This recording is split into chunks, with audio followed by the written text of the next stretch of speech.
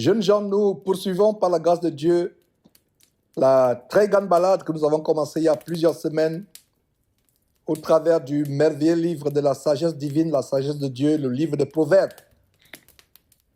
Par la grâce de Dieu, nous allons plonger dans les grandes révélations contenues dans ce chapitre 20, le chapitre du jour.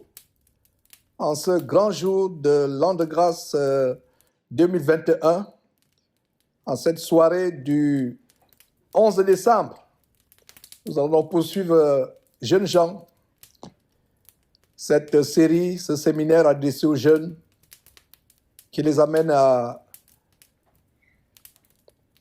comprendre les voies de la sanctification, les voies de la sainteté, le chemin de la crainte de Dieu, le chemin de l'intégrité, de l'honnêteté. C'est une très grande joie de poursuivre dans cette série. Nous l'avons commencé il y a plusieurs semaines, disais-je, et je vous encourage à aller encore et encore et encore suivre les parties précédentes. La parole de Dieu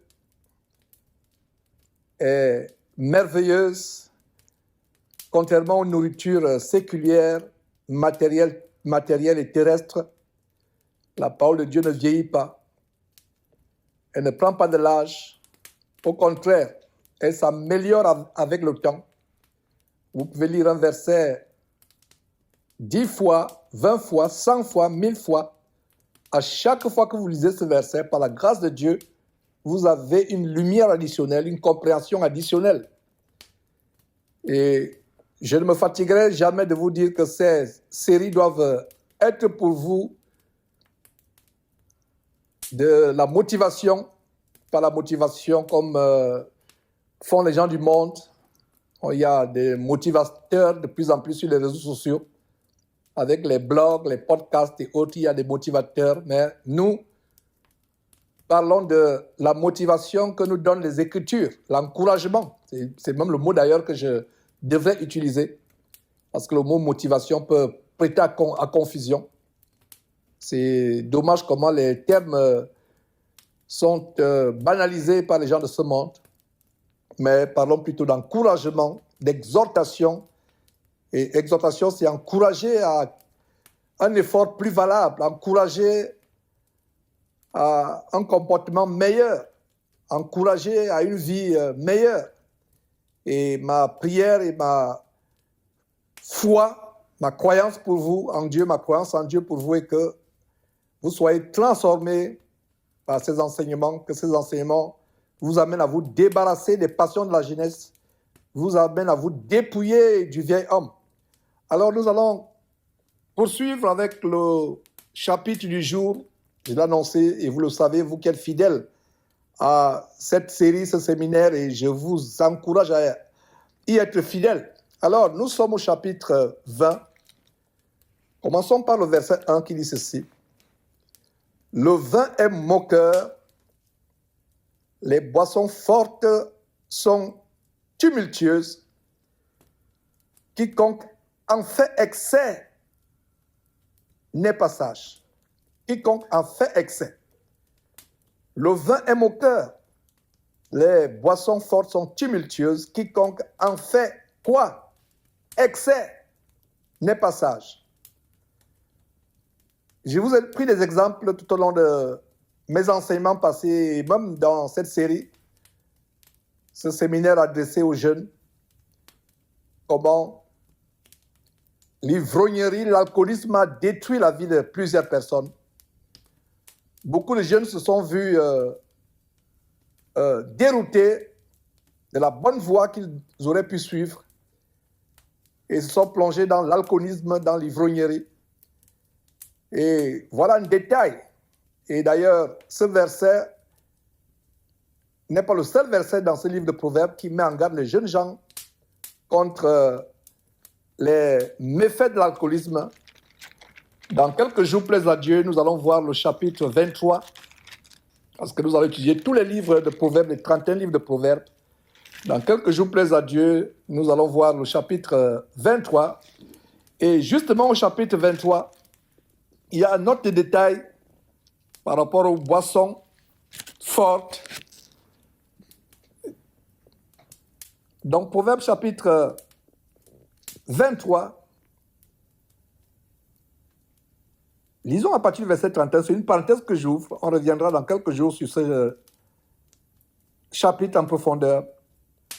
Proverbe 23, 6, ne regarde pas le vin qui paraît d'un beau rouge, qui fait des perles dans la coupe et qui coule aisément. Verset 32, il finit par faire quoi? Il finit par mordre comme un serpent et par piquer comme un basilic. Le basilic, c'est l'un des serpents les plus venimeux du monde. Et la parole de Dieu compare le basilic à l'alcool, aux boissons, à l'ivrognerie. Et quelqu'un avait donné un témoignage comment il était délivré d'un démon qui l'amenait à être ivrogne, qui l'amenait à boire. Et ce démon se manifestait par les sifflements. Quand j'avais suivi ce témoignage, ça m'a rappelé ce verset. Que le vin, si on ne fait pas attention, il finit par mordre comme un serpent, par piquer comme un basilic. Et sur le plan spirituel, les démons d'ivrognerie sont associés au serpent. Et jeunes gens, ce n'est pas l'occasion pour moi de creuser ces mystères. D'ailleurs, ne soyez pas friands des mystères. Et les jeunes gens ont cette particularité d'être attirés par les choses mystérieuses. Ils aimeraient peut-être qu'on approfondisse, mais limitez-vous à ce qui vous amène à vivre en plaisant à Dieu, en étant agréable à Dieu. Mais il y a des mystères par-ci par-là dans la Bible, soit qui sont contenus dans la Bible, soit que Dieu peut nous montrer, comme cette personne délivrée des démons d'alcoolisme qui se manifestent par les sifflements de serpents. Et c'est d'ailleurs pas la seule personne à faire ce témoignage. Il est arrivé d'autres personnes qui sont délivrées de l'ivrognerie et au moment de leur délivrance, vous les voyez ramper comme un serpent. Ce n'est pas par hasard. C'est des mystères que ni vous ni moi, nous ne pouvons pas comprendre. Seul Dieu peut comprendre. Et les démons qui sont derrière ces mystères savent de quoi je parle. Donc faisons attention, rien n'est par hasard sur cette terre. C'est la même chose avec les démons de masturbation qui se manifestent toujours avec les doigts. Parce que c'est avec les doigts que les gens sont amenés à faire des choses impures, souillant leur propre vie, souillant leur propre corps. Et j'ai été témoin d'une telle délivrance où le démon qui amène la personne à abuser de son propre corps se manifeste au point où la personne commence à faire trembler les doigts. Enfin, c'est même pas la personne, c'est le démon dans la personne qui amène la personne à trembler les doigts s'écartent, se braquent, se tendent de manière spasmique, je vais dire avec les spasmes. Et voilà comment les démons se manifestent. Mais nous allons fermer cette parenthèse sur les mystères, c'est tout simplement pour titiller un tout petit peu votre passion pour la lecture biblique. Vous devez lire la Bible. La Bible vous révèle beaucoup de choses. Donc, il y a beaucoup de démons qui sont associés au serpent, comme les démons des eaux, qu'on appelle généralement Mamiwata, ou démons de sirène des eaux, c'est associé au serpent. Et ce qui est surprenant, c'est que j'ai vu quelques peintures des grands prêtres vaudous au Bénin ou au Togo, je crois que c'est au Bénin, où leur peinture représentant les sirènes des eaux, c'est une femme mystérieuse, ayant une queue de poisson, mais autour d'elle, elle est entourée de serpents. Donc voilà, les esprits des eaux sont aussi associés aux serpents, les esprits marins. Il y a aussi notre esprit qui est associé au serpent, l'esprit de divination. Les gens qui lisent la bonne aventure, qui consultent les gens, leur prédisent l'avenir, la divination est associée à un esprit de Python. Et comment je le sais? Je ne sais pas si vous vous rappelez de l'étude approfondie que nous avons faite du livre de Actes, étude approfondie de Actes, et je vous encourage à aller suivre abondamment ces études approfondies, verset après verset. Lisez ces études, écoutez ces études abondamment, lisez-les, et elles vous apporteront beaucoup de connaissances, de sagesse de la parole de Dieu.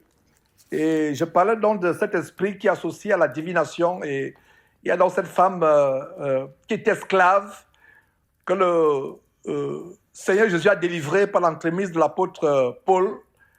Elle avait un démon, et ce démon l'a mené à poursuivre Paul et Silas pendant des jours et des jours.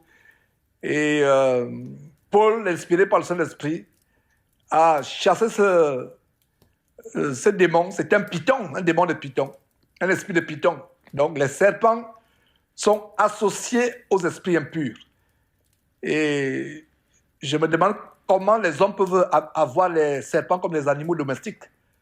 Le serpent a une très grande symbolique diabolique dans la Bible. Depuis le commencement, depuis le jour où l'homme et la femme ont chuté, le serpent était présent.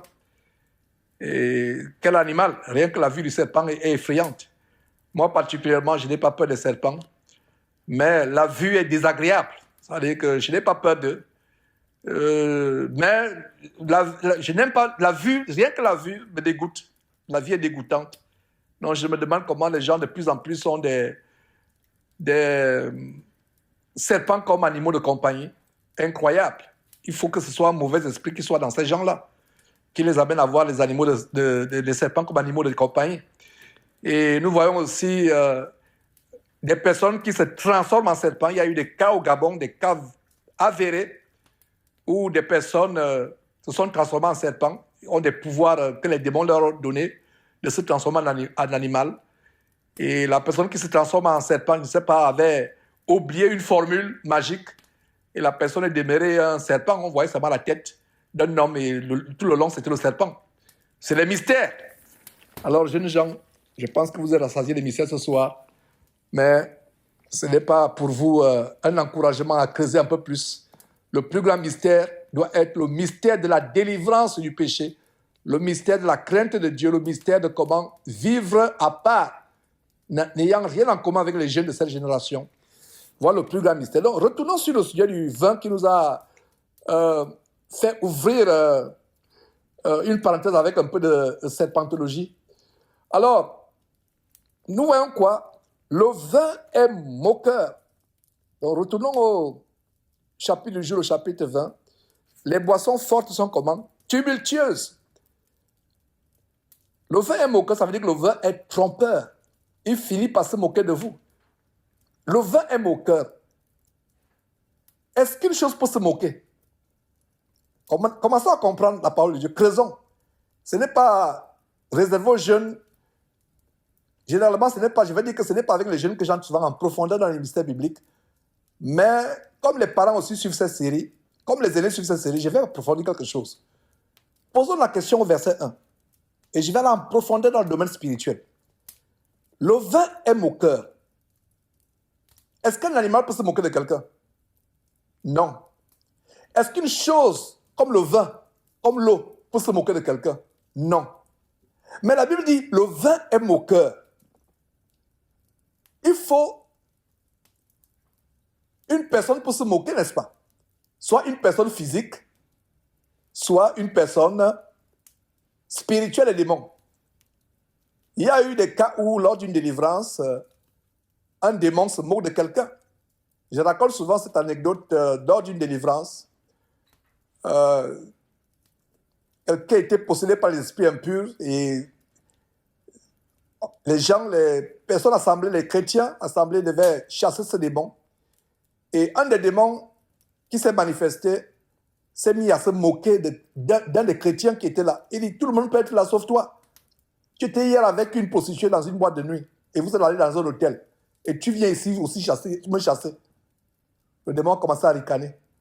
Et le jeune homme a eu peur et il a dévoilé aux autres qu'effectivement, c'est vrai, il a commencé à trembler. Pourquoi il a tremblé en fait? Rien n'arrive si Dieu n'est permis. Même la réaction des démons. Regardez le Fils de Dieu Jésus-Christ, il ne permettait pas aux démons de parler. Ce démon a voulu exposer ce jeune homme. Il lui dit que voilà ce que tu as fait. Et toi, tu viens prier avec les autres. Donc, revenons sur le mot moqueur. Vous allez comprendre quelque chose, jeune homme. Et vous voyez donc comment le livre... Est-ce que vous remarquez que pour la première fois, jeunes gens, je suis en train d'aller en profondeur dans le domaine spirituel. C'est ça la parole de Dieu. Est-ce que vous voyez la pente qu'on est en train de prendre dans les profondeurs du domaine du diable? Jésus appelle cela dans l'Apocalypse les mystères de Satan. Les profondeurs de Satan, pardon, les profondeurs de Satan. Alors, je vais vous révéler une chose. Le vin est moqueur. Une chose ne se moque pas. La moquerie suppose une intelligence. La moquerie suppose la conscience venant du moqueur. Imaginez-vous que vous avez votre gobelet d'eau. Le gobelet d'eau se met à se moquer de vous. Ce n'est pas possible. En fait, ce n'est pas possible physiquement, humainement, n'est-ce pas? Matériellement, n'est-ce pas? Imaginez que vous avez votre verre de coca. Le verre de coca commence à se moquer de vous. Ce n'est pas possible. Alors, le vin est moqueur. Ça veut dire qu'il y a quelqu'un derrière le vin qui va vous détruire, qui va se moquer de vous. Donc, jeunes gens, nous avons ici une personne derrière le vin. C'est une personne. Il y a des gens qui disent, j'entends des voix, j'ai une pensée, j'entends une voix intérieure qui n'est pas audible. Tout ce qui est audible, qui est une voix, qu'elle soit une voix silencieuse, c'est une personne. Et dans le domaine spirituel, les voix que vous pouvez entendre, c'est des voix qui viennent soit de Dieu, soit de Satan et des démons. Le vin est moqueur, les boissons fortes sont tumultueuses. Donc, restons un peu sur le mot moqueur. La moquerie vient de quelqu'un, d'une personne, soit d'un homme, soit d'un démon. Alors, ils sont remplis de vin. Et plus tard encore, ce sont les démons qui se moquent d'eux par la suite. Les démons se moquent d'eux. Et voilà ce que j'avais toujours enseigné par rapport à la nature des démons. Les démons ont été chassés du ciel avec la rébellion de Lucifer. Vous pouvez lire ces choses en Ézéchiel chapitre 28, Ésaïe chapitre 14, qui a aussi fait l'objet d'une étude approfondie. Vous pouvez aussi lire cela en Apocalypse chapitre 12. Les démons étant chassés du ciel, ils sont sur la terre. Les démons n'ont pas de corps, comme vous et moi. Ils n'ont pas de chair, ils n'ont pas de sang. C'est les entités spirituelles. Écoutez-moi très bien, jeune homme. Écoutez-moi très bien, jeune femme, jeune homme, écoutez-moi très bien. Les démons sont les entités spirituelles. Ils réfléchissent, ils éprouvent la peur. Et vous savez qui est venu pour la première fois dans l'histoire de l'humanité montrer, exposer comment les démons réagissent, comment ils peuvent être chassés, comment ils peuvent avoir peur? C'est Jésus-Christ. Vous vous rappelez que les démons supplient Jésus-Christ de ne pas les tourmenter. Ils ont peur. On a vu des cas où les démons peuvent être agressifs. Ils peuvent être forts, comme les 7 fils de Séva qui se sont hasardés à faire la magie de l'exorcisme, chasser les démons en utilisant le nom de Jésus-Christ auquel ils ne croyaient pas. Les démons sont sortis d'eux et les ont battus. Ils sont sortis de là. Les démons sont sortis de l'homme, qui était possédé et ont pris le contrôle des 7 fils de Séva, les ont battus. Ils sont partis de là nus et blessés.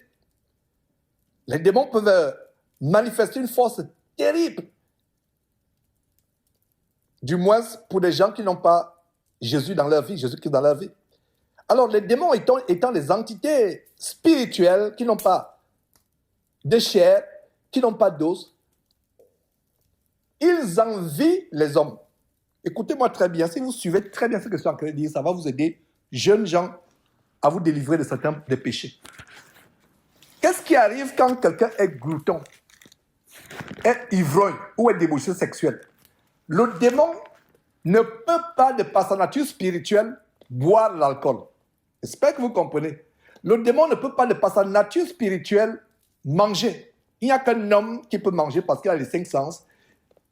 C'est des mystères que j'enseigne.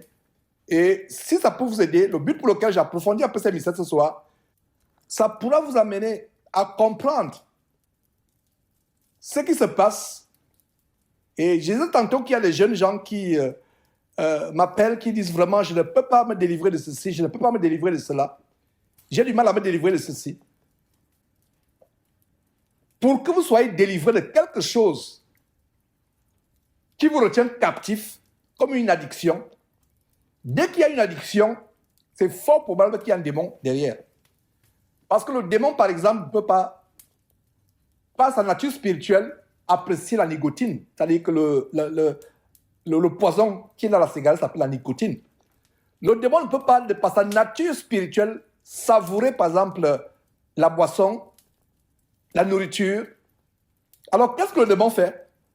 Il faut qu'il entre dans le corps de quelqu'un afin de pouvoir expérimenter les aliments, expérimenter l'alcool, expérimenter la drogue, etc.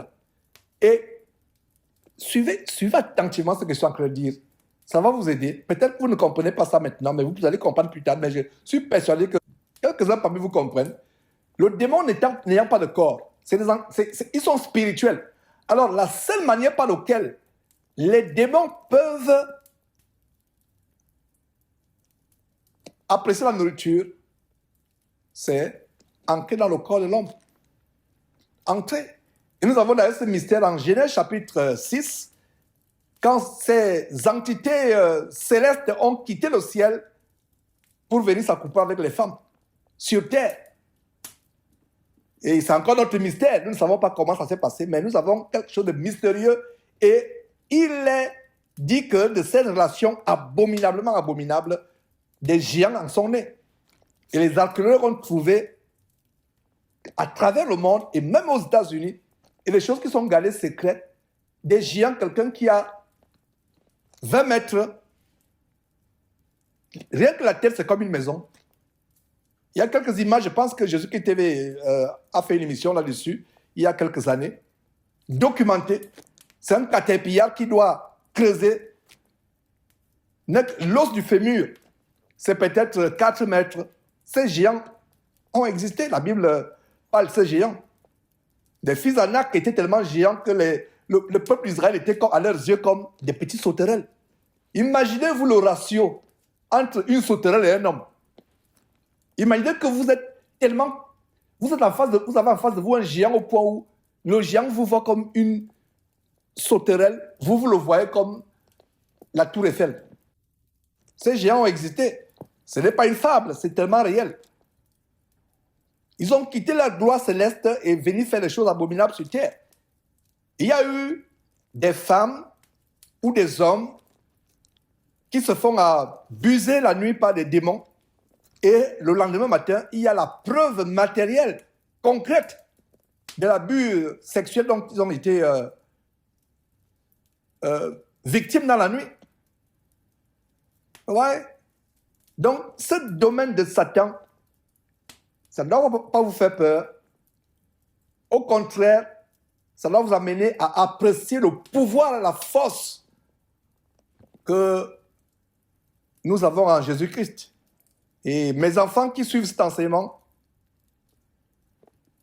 destinés aux jeunes à travers le monde, ont expérimenté le pouvoir, comme mon épouse et moi ont sur les démons et lors des manifestations. Donc, tout jeune qui suit cet enseignement ne doit pas avoir peur quand j'expose ces choses. Au contraire, vous devez être appréciatif, content, rendre grâce à Dieu en disant « Seigneur Dieu, merci pour le pouvoir que nous avons en Jésus-Christ sur les démons. » Il n'y a que le nom de Jésus-Christ seul qui peut vous amener à avoir l'autorité sur les démons. Ce n'est pas le nom de la Vierge Marie, soi-disant Vierge Marie, ce n'est pas le nom de Bouddha, ce n'est pas le nom d'Allah, ce n'est pas le nom de Mahomet, de Krishna, ou de, je ne sais pas, Shiva, peu importe les divinités vaudou et peu importe. Le seul nom d'ailleurs, ce nom-là, c'est les démons. Donc, le démon ne va pas avoir peur de son collègue. Ils sont plutôt amis. Alors, le verset 1 est tellement profond au point où j'ai ouvert une très grande parenthèse. Alors, retournons au verset 1. Le vin est moqueur. Beaucoup ont lu ce verset pendant plusieurs années, n'ont pas compris ce verset. C'est pour ça que, jeunes gens, quand vous lisez quelque chose qui vous paraît pas normal, arrêtez-vous. Et je suis sûr que beaucoup ne sont pas arrêtés sur le fait que le vin est moqueur. Le vin est moqueur. Comment ça, une chose peut se moquer? Ça veut dire que quand le démon derrière l'alcoolisme t'amène à t'enivrer tous les soirs, et ça ne s'arrête pas là. Ça ne s'arrête pas là. Tu t'enivres, et après, c'est avec les prostituées, et après, c'est d'autres mauvaises choses. Et quand ta vie est bousillée, ces démons se moquent de toi. Et n'oubliez pas que Satan et les démons hait la race humaine avec passion. Donc, quand ils t'ont bousillé, ils se moquent de toi après. Est-ce que vous voyez, vous comprenez cela? Et je crois que vous comprenez. Je suis tellement content que vous compreniez. Donc, le vin est moqueur. Le vin est moqueur. Ça veut dire qu'il y a quelque chose derrière le vin qui va se moquer de vous. Les boissons fortes sont tumultueuses. Les tumultes, c'est les bagarres. Ça chauffe les veines. Dans les fêtes où il y a beaucoup d'alcool, et surtout il y a beaucoup de jeunes, la probabilité pour qu'il y ait des bagarres, que les choses s'échauffent, c'est plus de 95%. Le vin est moqueur. C'est l'esprit derrière le vin qui plus tard va vous amener va se moquer de vous. L'esprit qui vous amène à vous enivrer. Il y a un esprit, on a vu cela. Et beaucoup de gens ont fait des témoignages comment c'est le sifflement de serpent. Ce qu'on a lu d'ailleurs en Proverbe chapitre 23, versets 31 et 32, sur lequel on reviendra dans quelques jours. Quiconque en fait excès n'est pas sage. Je vais ouvrir une parenthèse par rapport au vin. Jeunes gens, je ne vous encouragerai pas à goûter du vin, à moins que ce ne soit lors du repas du Seigneur que les communautés chrétiennes appellent la Sainte Seine, avec le repas du Seigneur, prendre part à la table du Seigneur, prendre le pain qui représente son corps, le vin qui représente son sang. Et pour toutes les communautés chrétiennes, c'est le vin. Ce n'est pas le jus de raisin, c'est du vin. Le vin signifie le produit de la vie fermentée, c'est du vin. Et pour jeunes gens qui manquaient de maîtrise, il serait sage pour vous de vous abstenir de vin, il serait sage. Est-ce que boire un peu de vin, c'est un péché? Parce qu'ici, on parle d'excès. Il y a les liqueurs fortes, il y a le vin qui peut être moqueur. S'il y a un démon qui veut vous posséder par le vin, il y a les boissons fortes. Les boissons fortes, c'est des boissons où ceux qui ont fabriqué, qui ont fait ce vin expressément, on met un taux élevé d'alcool. Beaucoup de chrétiens pensent que goûter au vin, c'est un péché. Non, ce n'est pas un péché goûter au vin.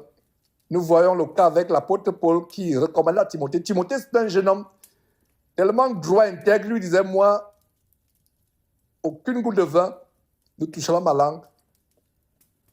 Paul, avec beaucoup de sagesse, lui a dit, ok, Timothée, tu sais, tu as des indigestions. À cause de ces indigestions, prends un peu de vin.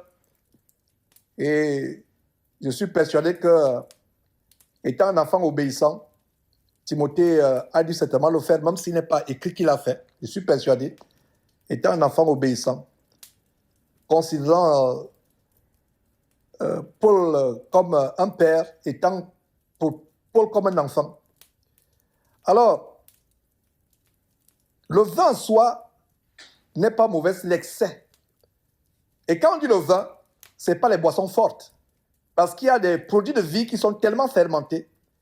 Mais un vin qui est normalement fermenté, avec un taux d'alcool bas, c'est pas péché de boire de temps en temps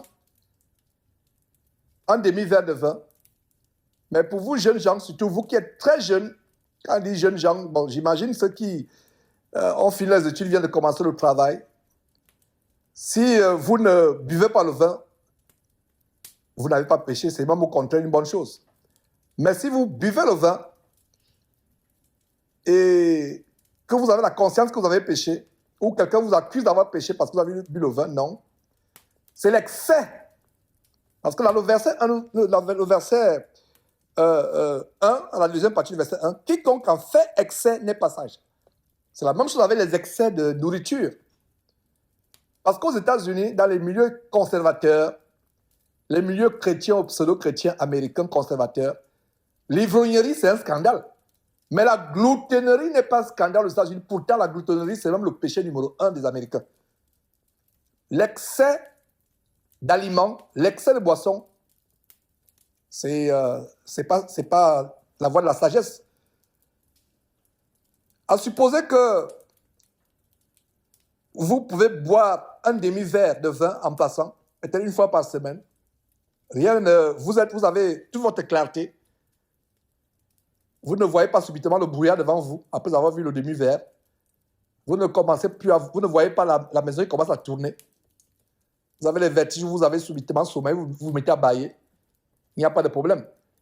Mais si ne serait-ce qu'une goutte de vin vous fait perdre votre maîtrise, abstenez-vous complètement de vin.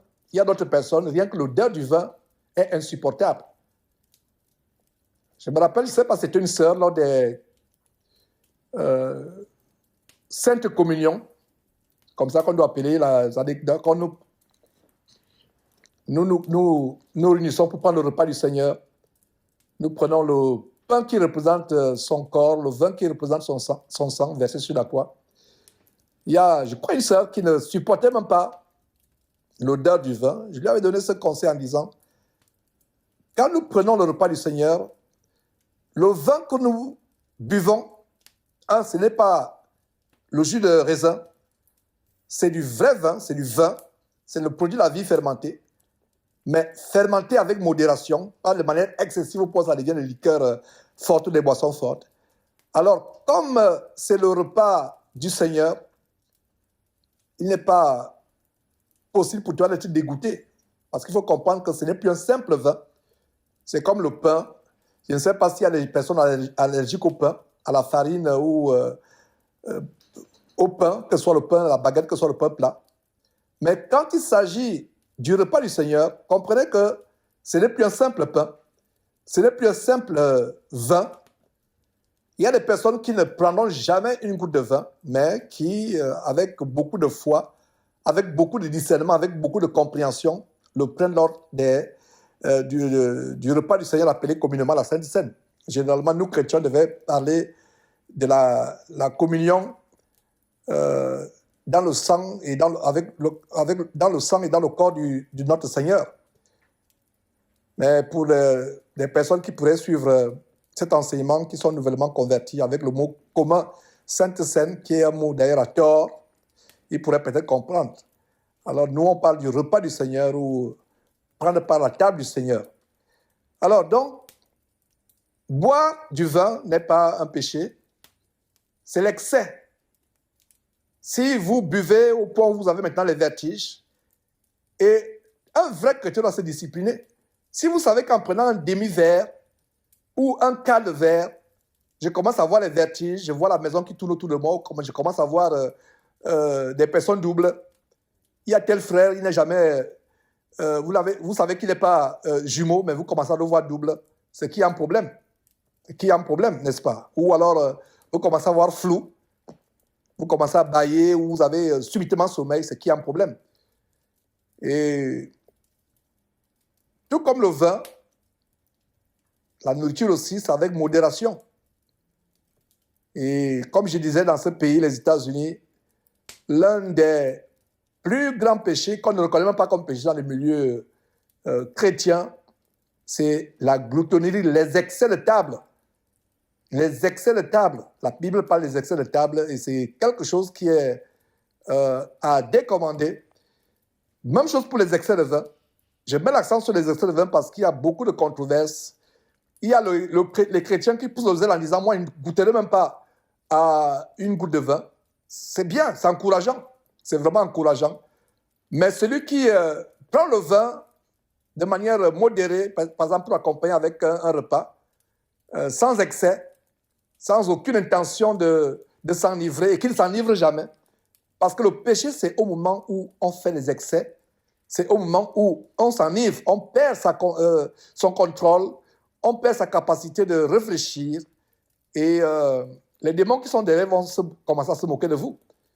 À supposer que quelqu'un, un frère, qui abuse l'alcool et il perd la tête, il se met à se déshabiller publiquement devant tout le monde, ce sera un sujet de scandale.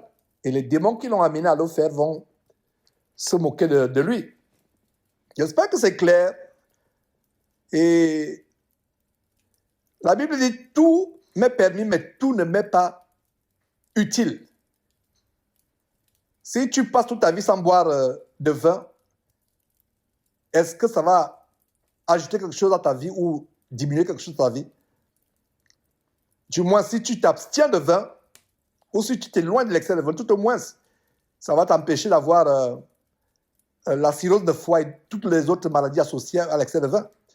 Mais quelqu'un qui décide de ne pas boire, qu'est-ce que ça lui enlève dans la vie? Ça ne lui enlève rien. Donc, si quelqu'un décide qu'il ne buvra jamais de l'alcool, et quand je parle d'alcool, je ne parle pas de bière, je ne parle pas de liqueur forte, je parle de vin. Parce que la bière, c'est le mou fermenté. Ça, c'est autre chose. Les liqueurs fortes comme le whisky, le vodka, ça, c'est un chrétien ne devrait même pas y toucher. Et vous savez comment on les appelle, ces boissons, whisky et autres? En français, on les appelle spiritueux. En anglais, ici aux États-Unis, on les appelle spirits. Avez-vous déjà fait la comparaison pourquoi on appelle spirits ou pourquoi on appelle en français spiritueux? Voilà notre révélation que derrière ces liqueurs fortes, whisky, vodka et autres, c'est les esprits qui sont derrière. Allez dans un magasin où on vend du vin, un supermarché, vous allez voir Spirits Section, la section des spiritueux. Et dans Spirits, dans spiritueux, en français, il y a esprit. Ça n'a rien à voir avec notre Saint-Esprit. Ouvrons là une parenthèse. Le verset 1, c'est environ les 80% de l'enseignement d'aujourd'hui. Parce que ça, c'est un problème pour les jeunes gens. Satan a attaqué la jeunesse à travers le monde. Au Gabon, au Cameroun, les deux pays les plus réputés d'ivrognerie en Afrique francophone. Vous voyez les jeunes gens, ils sortent de l'école à 17h, ils rentrent tard, là encore la tenue, ils font la compétition avec des casiers de bière, avec la cigarette, dans des bars. Vous voyez de plus en plus des lycéens qui sont en tenue, en uniforme scolaire, qui sont dans les bistrots. Et les gérants de ces bistrots, les barman ne les chassent même pas. Au contraire, ils sont là. Je me demande où ils prennent de l'argent pour venir s'enivrer. Et c'est devenu un phénomène général, même ici aux États-Unis. L'ivrognerie a atteint un niveau tellement élevé parmi les jeunes. Et j'ouvre cette parenthèse parce qu'elle vient de vous faire une révélation pour ceux qui ne savaient pas que les liqueurs fortes s'appellent en français spiritueux, en anglais spirits. Alors il y a un esprit derrière. Regardez la recommandation du Saint-Esprit par rapport au vin qui nous est donné par l'entremise de l'apôtre Paul en Éphésiens chapitre 6, chapitre 5 plutôt, verset 18. Vous allez découvrir quelque chose. Alors, Éphésiens chapitre 5, verset 18, il a dit quoi? Ne vous enivrez pas de vin, c'est la débauche. Soyez au contraire remplis de l'esprit. Est-ce que vous comprenez ce verset? Pourquoi Le Saint-Esprit peut intervenir dans un verset où Dieu nous met en garde contre s'enivrer de vin. Alors, je vais vous expliquer. Et ça va confirmer pourquoi les gens aux États-Unis appellent les liqueurs fortes spirits et les francophones appellent les liqueurs fortes spiritueux. Lisons encore ce verset 18. Ne vous enivrez pas de vin, c'est la débauche. Soyez au contraire remplis du Saint-Esprit. Ça veut dire quoi? Quand quelqu'un est enivré de vin, il est rempli d'un esprit. Et quand quelqu'un parle, par exemple, beaucoup en langue, il enflamme, il attise l'Esprit Saint qui est en lui. Est-ce que vous voyez maintenant? Pendant plusieurs années, je me suis posé la question, mais qu'est-ce que le Saint-Esprit a à y voir avec le commandement de ne pas s'enivrer de vin? Est-ce que vous voyez comment la révélation commence à sortir? On a vu en Proverbe chapitre 23, versets 31 et 32, le basilic, le serpent associé à l'ivrognerie, n'est-ce pas? Je viens de vous révéler, pour ceux qui ne savaient pas, que les boissons fortes, liqueurs fortes, la section des magasins ou des supermarchés où on vend du vin, on appelle ça spirits section. Et en français, c'est spiritueux. Alors, le verset 18 dit, ne vous enivrez pas de vin, c'est la débauche. Il n'est pas dit, ne buvez pas de vin. Et il n'y a aucun verset dans la Bible qui interdit littéralement de boire le vin. C'est l'excès. Dieu met les jeunes gens en garde. Non seulement les jeunes gens, tout le monde. Et nous avons le Seigneur Jésus-Christ d'ailleurs, qui en chapitre 2 de Jean, a changé l'eau en vin. Et ce n'était pas le jus de raisin. Et si vous pensez que c'était le jus de raisin, allez encore bien lire le chapitre 2, parce que l'ordonnateur de repas, c'était des non-croyants. Jésus a été invité, il est parti. Ces gens n'étaient pas ses disciples. Ce n'était pas une fête, un mariage de ses disciples. C'était une fête quelconque, et on l'a invité, il est parti avec quelques-uns de ses disciples. Les invités qui étaient là n'étaient pas les chrétiens, n'étaient pas les disciples de Jésus-Christ. Alors, l'ordonnateur dit, mais généralement, la coutume des hommes, c'est que on sert d'abord le bon vin, et après qu'on s'est enivré, on sert le mauvais vin. Parce que quelqu'un qui est ivre, tu donnes même les urines, il va boire. Il sera même très content, il va dire que oh, ça c'est vraiment, ça a notre goût meilleur, alors que c'est les urines. Voilà encore comment le démon va se moquer. Le vin est moqueur, la moquerie, le démon de moquerie derrière le vin. Et l'ordonnateur de repas dit, mais d'où vient-il que on a gardé le bon vin après? Parce que là, je vous dis souvent, jeunes gens, il n'y a rien de nouveau sur le soleil. Ça s'est passé il y a plus de 2000 ans. Mais c'est la même chose aujourd'hui dans les fêtes. On donne le meilleur vin avant. Mais c'est vers 3 à 4 du matin, quand les gens sont ivres, même les urines de chat. On va mettre les urines de chat et quelqu'un qui est ivrogne ne va pas distinguer. Et en passant, il y a cette anecdote qui m'a été racontée. Quelqu'un qui avait des goûts tellement distingués. Et quand on l'invitait, quand il allait chez quelqu'un, on lui donnait la bière locale. Il ne voulait pas boire la bière locale. Il voulait tout simplement les bières importées, les bières étrangères. Alors, qu'est-ce qu'on a fait? On a acheté une bière locale. On a tout simplement transversé. On a mis dans une bouteille étrangère. Il a bu, il était tellement appréciatif. Voilà, mais c'est justement la bière que je voulais. Donc voilà, il a des données pour dire que c'est généralement... Et parlant de bière, je ne sais même pas pourquoi les gens boivent la bière. Qu'est-ce que tu trouves dans la bière? Qu'est-ce que tu trouves dans la bière?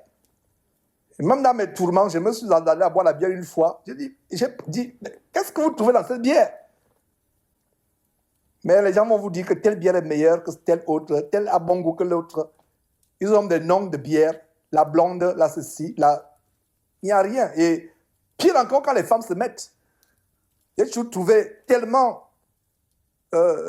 scandaleux pour une femme de s'enivrer de bière. D'alcool, mais de bière encore, c'est tellement grave. Alors, avant de retourner à en Proverbe chapitre 10, le chapitre du jour, nous voyons la révélation à Éphésiens chapitre 5, verset 18, où le Saint-Esprit intervient après le commandement de ne pas s'enivrer. Qu'est-ce qu'il y a derrière? Ne vous enivrez pas de vin, c'est la débauche. Soyez au contraire remplis du Saint-Esprit. Ça veut dire quoi, jeunes gens? Et vous, parents aînés qui écoutez ces enseignements, ça veut dire que quelqu'un qui est ivre est rempli d'un esprit exactement comme un chrétien fervent et rempli du Saint-Esprit. J'espère que c'est clair. Quelqu'un qui est ivre est rempli d'un esprit, mais c'est un autre esprit, l'esprit des démons, l'esprit de Satan. Exactement comme quelqu'un, vrai chrétien radical, qui prie beaucoup, surtout en langue, est rempli du Saint-Esprit. J'espère que vous avez compris. Et vous comprenez donc que le vin n'est pas aussi innocent que ça. Et si un jeune me dit, frère aîné Georges, moi je veux vraiment même à l'écart du vin, je ne veux même pas goûter une seule goutte de vin. Il dit, c'est mieux pour toi. Mais si quelqu'un, de temps en temps, boit le vin, nous ne pouvons pas juger ou accuser ou dire que celui qui boit le vin a commis un péché, sauf si c'est l'excès. Et maintenant, même aux chrétiens qui boivent le vin, est-ce que vous pouvez vous en passer du vin? Si ce chrétien qui de temps en temps boit le vin me dit, je peux m'en passer du vin, je comprends que le vin ne lui dit rien, il boit de temps en temps. Mais si un autre chrétien dit, je ne peux pas m'en passer de boire le vin, ça veut dire qu'il y a un véritable problème. Tout ce dont vous ne pouvez pas vous empêcher. Comme il y avait un véritable fléau en Afrique, un véritable fléau, à l'époque, je ne sais pas si c'est toujours le même fléau où des femmes mangent la terre, l'argile. Elles ne peuvent pas s'en passer, elles deviennent addictes. L'argile, qu'on vend en morceaux, des blocs d'argile concassés, que les femmes vendent dans les marchés en Afrique. Et même dans les marchés africains aux États-Unis, c'est importé. Et les femmes ne peuvent pas se passer de l'argile. J'ai reçu des témoignages des sœurs qui en étaient possédées carrément, qui étaient addictes, qui ne pouvaient pas se passer. Aujourd'hui, elles sont délivrées, elles peuvent se passer de ça, elles ont oublié. Et quand ils pensent même à cela, c'est le dégoût. Elles se demandent comment je pouvais me souiller mon corps avec ces saletés. Et ce dont vous ne pouvez pas vous passer, il y a un démon derrière. Ce dont vous ne pouvez pas vous passer. Et les addictions se manifestent à plusieurs niveaux. Et je pense que par la grâce de Dieu, avant de finir cette série, je veux un peu ouvrir une grande parenthèse sur les addictions qui ont plusieurs facettes, plusieurs formes qui affectent les jeunes. Il y a des jeunes qui ont des addictions au point où ils doivent renifler les parfums, renifler les vernis. Quand il passe dans un magasin où il y a les vernis, oh là là, il a l'impression qu'il est en train de planer comme un oiseau. D'autres ouvrent des boîtes de peinture pour renifler. Il y a plusieurs addictions qui se manifestent et qui est derrière, c'est des démons qui sont derrière. Alors, évoluons. Ce verset a pris la majorité de notre temps. Le 20, verset 1, le chapitre du jour, le verset 20, le chapitre du jour, chapitre 20 de Proverbes, au verset 1, pardon. Verset 1. Le vin est moqueur. Les boissons fortes sont tumultueuses, c'est-à-dire que ça apporte les tumultes, les bagarres. Quiconque en fait excès, soulignons le mot excès, n'est pas sage. N'oubliez pas que l'excès, c'est même les excès de manger, de boire. Si vous ne sentez pas la nourriture monter à l'œsophage, vous n'arrêtez pas de manger. Voilà. Ce n'est pas sage. La terreur qu'inspire le roi est comme le rugissement d'un lion. Celui qui l'irrite pêche contre lui-même. Voilà un verset qu'on a vu il y a quelques jours. Un des détails du livre de Proverbes, je vous le dis encore une fois, c'est que ce livre se répète encore et encore et encore. Il n'y a pas meilleure manière pour Dieu d'enseigner les jeunes que de se répéter dans ce livre adressé aux jeunes particulièrement, principalement. Verset 3. C'est une gloire pour l'homme de s'abstenir des querelles. C'est une gloire pour l'homme de faire quoi? De s'abstenir. Les gens recherchent la gloire. Ce n'est pas la première fois que nous voyons comment la gloire est associée à l'humilité, à avoir un caractère pacifique. Et voilà comment la gloire revient ici. Beaucoup de gens dans ce monde cherchent la gloire. Ils veulent être le meilleur sportif du monde, être glorieux, être le meilleur musicien, le meilleur danseur. Mais vous voyez un détail de gloire. La gloire des hommes n'est pas la gloire de Dieu. La gloire selon Dieu nous donne un aspect ici, un détail ici, c'est quoi? De s'abstenir des querelles, d'être pacifique. Quelqu'un vous provoque, vous passez votre chemin. Quelqu'un vous gifle, c'est même à vous de lui demander encore pardon, pourtant c'est lui qui vous a giflé. C'est une gloire pour l'homme de s'abstenir des querelles, mais pour tout homme se livre à l'emportement. Tout insensé se livre à l'emportement. Donc un vrai chrétien doit se maîtriser, avoir la maîtrise de soi, ne pas s'emporter. Parce que celui qui s'emporte n'est pas sage. L'emportement peut vous amener à commettre des fautes graves. L'emportement a amené certains à se retrouver en prison pour avoir tué quelqu'un. Vous voyez, la colère, l'emportement. Verset 4. À cause du froid, le paresseux ne laboure pas. À la moisson, il voudrait récolter, mais il n'y a rien. Et voilà encore une instruction sur la paresse qui revient une sempiternelle fois encore. Qu'est-ce que j'entends par là? Ça veut dire qu'on a vu tellement de versets où Dieu met les jeunes gens en garde contre la paresse. Le froid ne doit pas vous faire vous refroidir dans votre travail. Malgré le froid, malgré les conditions, travaillez parce que sachez que c'est la règle que Dieu a établie, à savoir que si nous travaillons, c'est parce que notre bouche nous y excite. Tu mangeras la sueur de ton front. Voilà ce que Dieu a dit à l'homme après sa chute. Donc la paresse n'est pas une bonne chose. Il y a des gens qui, à cause du froid, ont du mal à se lever très tôt. Parce qu'il fait tellement froid comme actuellement, c'est l'hiver aux États-Unis ou en Europe. Heureusement, ceux qui sont en Afrique ne connaissent pas ces différentes saisons, surtout la saison hivernale où le froid est toujours très rude. Alors, à cause du froid, le paresseux ne laboure pas. Et à la moisson, il voudrait récolter. Mais il y a quoi? Il n'y a rien. Voilà. Les desseins dans le cœur de l'homme sont des eaux profondes, mais l'homme intelligent sait y puiser. Voilà. Ce verset, très rapidement, je vous l'explique.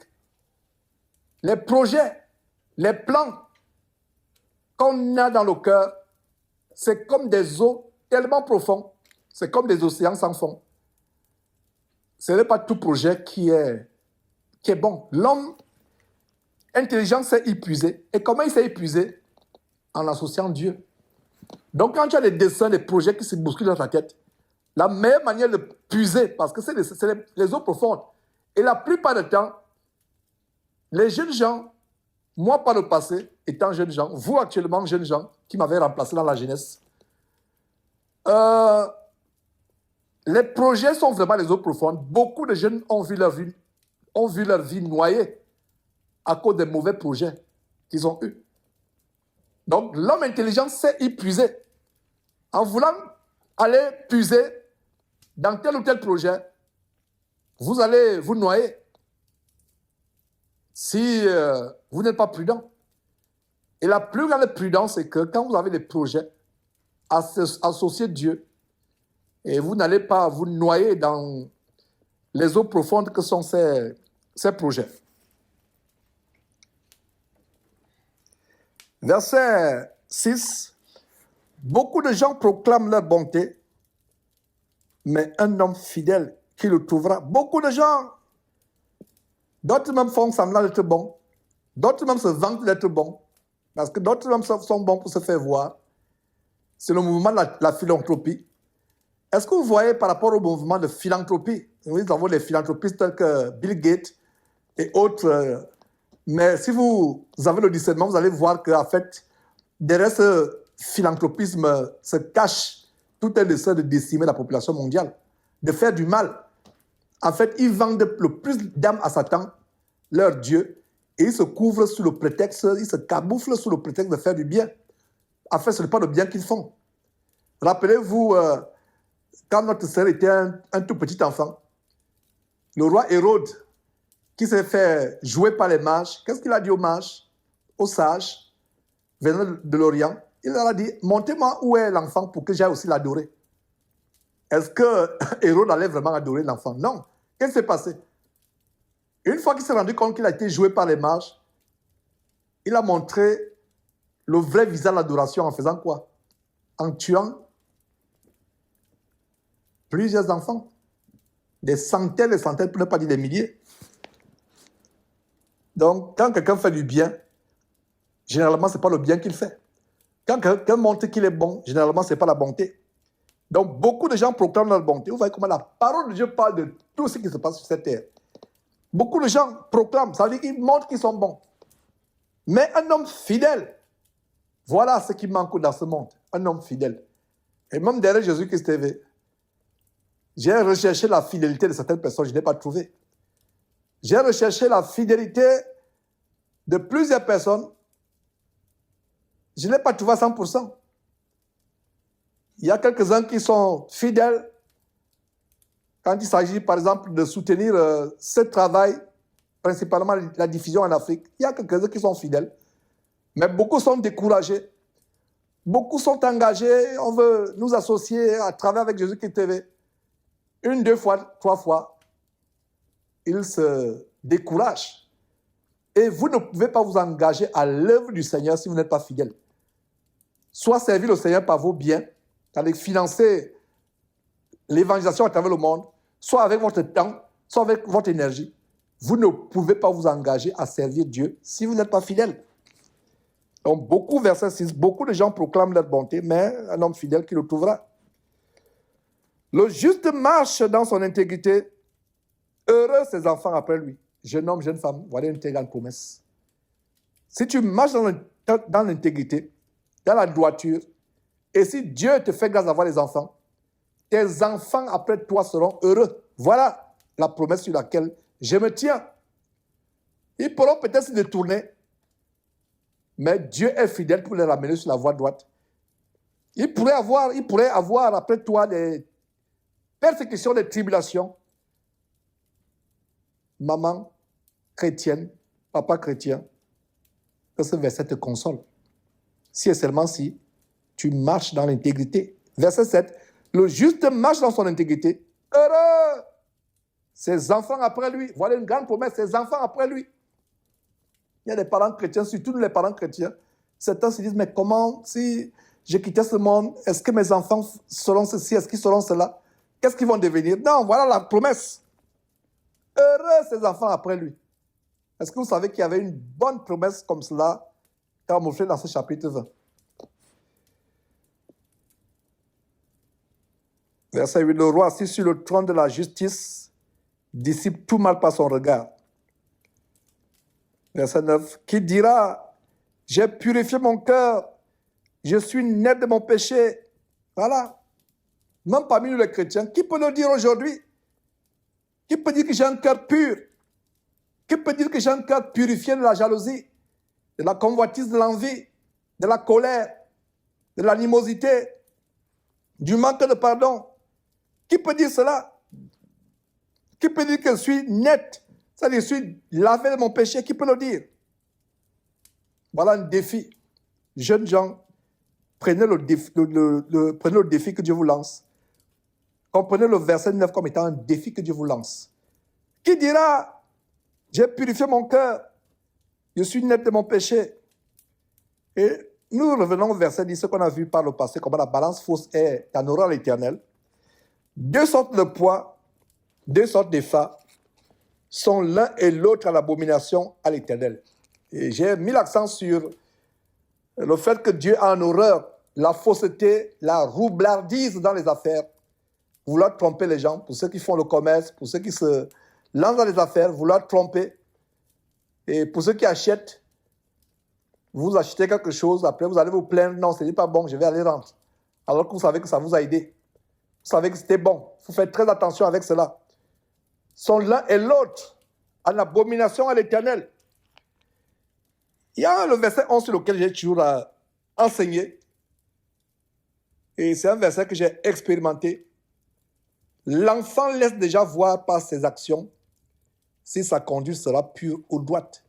Et ça, c'est plus tard. Et nous, parents, on a cette expérience déjà. Quand on voit tel enfant, on peut déjà comprendre comment seront ses voies. On peut déjà comprendre, on peut anticiper. Et chaque enfant naît avec son caractère. Chaque enfant naît avec ses envies, avec ses passions, avec sa particularité. Et ce verset est tellement grand. Et vous, parents qui suivez ce séminaire à Dessau, je vous comprenez cela. L'enfant laisse déjà voir par ses actions si sa conduite sera pure et droite. Et nous, parents, ayons le discernement. Quand tu discernes déjà que quel enfant, s'il continue comme ça, je pense qu'il va s'égarer toute sa vie. Celle-là, la manière par laquelle elle marche, en se déhanchant, on dirait que c'est une Rihanna qui arrive là. Donc il faut tout faire pour casser cela. Pour casser. Tel autre aime les mystères. Elle l'habille de temps en temps. Mais ce qui l'intéresse, c'est les romans où il y a des choses mystérieuses. Tel un problème avec le mensonge. Il peut te regarder droit dans les yeux et te mentir. Et à ce qui me concerne, j'ai grandi dans une très grande famille. Nous étions 9 enfants. Il y a d'ailleurs 4 qui sont morts, donc on aurait pu être 13. Quelle maman forte par la grâce, j'ai eu 13 enfants. Et je comprends cela comme étant un miracle de Dieu. Ce n'est pas facile. Donc, mes frères et mes sœurs, nous sommes devenus grands. Et je peux déjà voir l'accomplissement de ce verset. Même depuis mon jeune âge, quand je voyais tel, je dis, tel, voilà le comportement qu'il est en train de prendre, voilà le comportement de tel. Et par rapport à nous parents, ce verset 11 doit nous interpeller. Ayons les yeux ouverts. Observons beaucoup nos enfants. Discernons. Si on remarque que tel est en train de prendre cette voie, c'est l'occasion de commencer à redresser afin que cet arbre ne grandisse pas étant tordu. Cet arbre que représente cet enfant. Ce n'est pas dire que l'enfant est un arbre, mais je prends cet exemple pour dire qu'un arbre que vous ne redressez pas depuis que la tige est encore tendre, molle, il sera courbé. Donc faisons attention. On peut discerner des choses mauvaises dans l'enfant. Et quand on a discerné, faisons un effort de corriger, d'instruire notre rôle en tant que parent. On peut aussi découvrir des habiletés.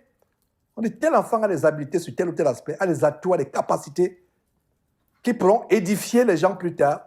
Et nous faisons tout pour améliorer, l'aider à améliorer ses qualités. Est-ce que vous voyez? Donc je relis encore le verset 11, pardon. L'enfant laisse déjà voir par ses actions si sa conduite sera pure et droite. Verset 12. L'oreille qui entend et l'œil qui voit, c'est l'Éternel qui les a fait l'un et l'autre. Voilà. L'Éternel. Voilà un autre verset qui montre que tout ce qui est en nous, notre être, nos yeux, nos oreilles, notre cerveau, nos membres, notre être entier, c'est l'Éternel qui est derrière. Au verset 4 plus haut, on voit comment le paresseux, à cause du froid, ne veut pas labourer. C'est la même recommandation contre la paresse qui revient au verset 13. N'aime pas le sommeil, de peur que tu ne deviennes pauvre. Ouvre les yeux, tu seras rassasié de pain. Le sommeil, c'est un degré d'assoupissement. Et il y a 2 sortes de sommeil, le sommeil physique, le sommeil spirituel. Quelqu'un qui dort physiquement plus qu'il n'en faut, L'excès de sommeil, on parlait tout à l'heure de l'excès de vin, il y a même l'excès de sommeil. L'excès de sommeil, c'est l'apanage, je vais dire, la caractéristique des gens, des personnes paresseuses. Il y a le sommeil physique qui, à l'excès, entraîne la pauvreté physique. Mais il y a notre grand sommeil spirituel qui entraîne la pauvreté spirituelle. Il y a des chrétiens qui sont chrétiens depuis de longues années. Mais si tu lui dis où se trouve le livre de Sophonie, il va dire que le livre de Sophonie n'est même pas dans la Bible. Il n'a jamais entendu parler. Tu l'amènes à un Thessalonicien, lui il est en train de fouiller la Bible après Genèse. C'est quoi? C'est la paresse spirituelle. On ne lit pas assez la Bible, on ne prie pas assez. Mais quand il s'agit des passions de la jeunesse, c'est là où on est en plein dedans. Mais quand il s'agit de lire la Bible, on passe moins de temps avec Dieu, mais on passe plus de temps dans les futilités qui ne vous édifient à rien. Donc il y a un sommeil physique qui entraîne la pauvreté physique. Il y a aussi un sommeil spirituel qui entraîne la pauvreté spirituelle. Les années passent, vous êtes un bébé spirituel. Imaginez un enfant qui sort du ventre de sa mère. Il a 1 an. La maman est contente, excusez-moi. Mais 2 ans, la maman remarque que c'est le même poids.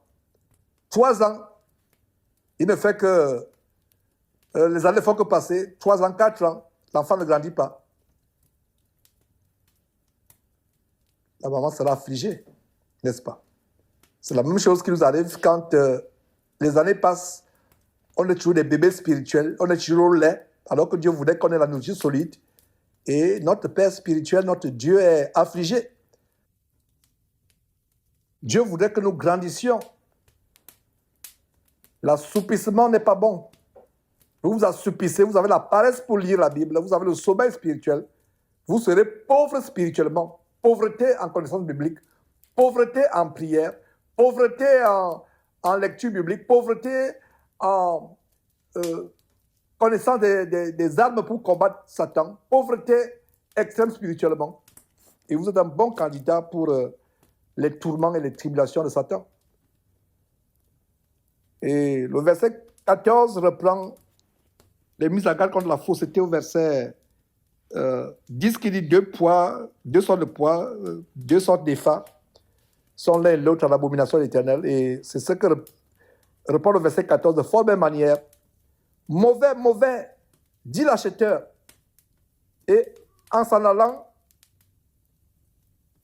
il se félicite. Et ce verset se manifeste surtout ici aux États-Unis. J'ouvre une parenthèse. Ici aux États-Unis, vous pouvez aller acheter un téléviseur à un magasin et le rendre quelques temps après. Vous achetez une voiture, vous pouvez rendre la voiture après 30 jours, d'autres même vous donnent 90 jours pour rendre. Et ils ne vous demandent pas pourquoi vous rendez. Ils vous remboursent. La plupart des marchands ont ces clauses où vous achetez quelque chose, si après un délai, généralement un mois, et deux fois 3 mois. Et étant arrivé ici, il y avait une connaissance dont j'étais le nom, qui disait ici, donc on ne connaissait pas comment le système fonctionne, le système économique américain, le commerce. Et j'avais trouvé bizarre qu'ils me disent, voilà, ici, quand tu as par exemple une sortie, tu vas dans un magasin, tu prends un costume dernier cri pour aller épater les gens. Tu prends la chaussure que tu ne peux même pas rêver porter. Et tu vas à la fête et tu vas la rendre le lendemain. N'étant pas le chrétien que je suis aujourd'hui, même à l'époque, je trouvais ça bizarre. Comment ça, tu vas aller à un magasin, tu as pris le costume, tu l'as essayé, tu l'as porté et il ne te plaît plus, tu vas rendre. Il faut que quand tu rends l'article, que les motifs soient des motifs honnêtes. Soit l'article ne fonctionne pas, soit il y a un défaut. Mais utilisez la ruse, et c'est ce que dit le verset. Est-ce que vous voyez comment la parole de Dieu révélée il y a plus de 2000 ans, plus de 3000 ans même à les applications aujourd'hui. Quelqu'un va dans une boutique acheter, il dit non, ce que tu m'as vendu là, oh là là, ce n'était pas bon. Voilà le marchand, le boutiquier qui rembourse l'argent. D'autres même disent, non, ce que j'ai acheté, ça s'est gaspillé. Le boutiquier dit, ok, je te rembourse l'argent, je te restitue l'argent. Même si tu ne rembourses pas, tu ne me ramènes pas l'article que je t'ai donné en échange de ton argent, il n'y a pas de problème. Et quand tu pars, tu es content. Tu peux être content, mais Dieu a vu et Dieu est fâché. Et tu ne pourras pas prospérer avec le mensonge, avec la fraude. Ouais, c'est exactement ça le verset 14. Mauvais, mauvais, dit l'acheteur. Et en s'en allant, il se félicite. Ça veut dire qu'il se frotte les mains. Il dit, ah, je l'ai eu. Je l'ai eu. Tu l'as eu, mais ça retombera sur toi un jour, tôt ou tard. Verset 15 à nouveau, il y a de l'or et beaucoup de perles, mais les lèvres savantes sont un objet précieux. Le standard des richesses des gens de ce monde, c'est les biens précieux de la terre, la richesse, l'or. Mais regardez comment Dieu montre comment les lèvres savantes sont meilleures que tous les objets de prix, les objets précieux de la terre. Le verset 16 nous montre encore ce commandement de Dieu qu'on a vu à plusieurs reprises dans ce livre de Proverbes, de ne pas s'engager pour autrui. Parce que quand on s'engage pour autrui, on risque de se mettre la corde autour du cou. On risque de se prendre dans un filet. Et c'est ce que dit le verset 16. Prends son vêtement, quand il a cautionné autrui, exige de lui des gages à cause des étrangers. Donc, soyez sages, jeunes gens. Ne vous engagez pas dans une histoire dont vous ne savez ni la tête ni la queue. Vous prenez des engagements au bénéfice de quelqu'un. Vous ne connaissez même pas les dessous de l'affaire. Ça peut être un piège pour vous. Il y a tellement de sagesse dans ce livre.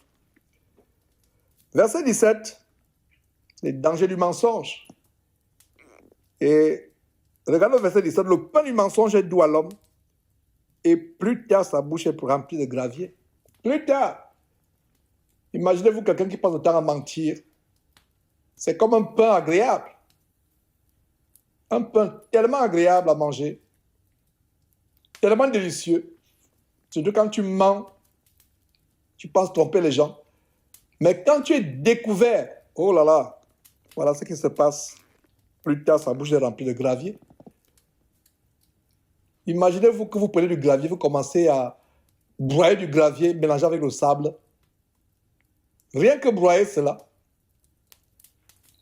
la sensation que vous aurez aux dents, la douleur sera indescriptible. Voilà ce qui se passe. Donc, jeunes gens, parlons selon la vérité. Dites la vérité même si cela vous fait mal. Dites la vérité même si cela va vous amener à être maltraité. Dites la vérité. Dites la vérité, jeunes gens. Engagez-vous à dire la vérité. Notre Dieu est un Dieu de vérité. Détestons le mensonge. Le mensonge est attrayant. Beaucoup de gens veulent tromper, avoir les avantages avec le mensonge, escroquer, détourner, frauder avec le mensonge. La Bible ne ment pas.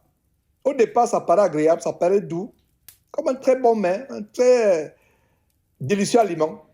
Mais à la fin, c'est comme si votre bouche était remplie de gravier que vous devez mâcher et avaler. Voilà ce qui se passe. Le pain du mensonge, c'est un pain que le diable vous amène à manger. Et le diable nous hait, vous le savez. Il t'amène à mentir.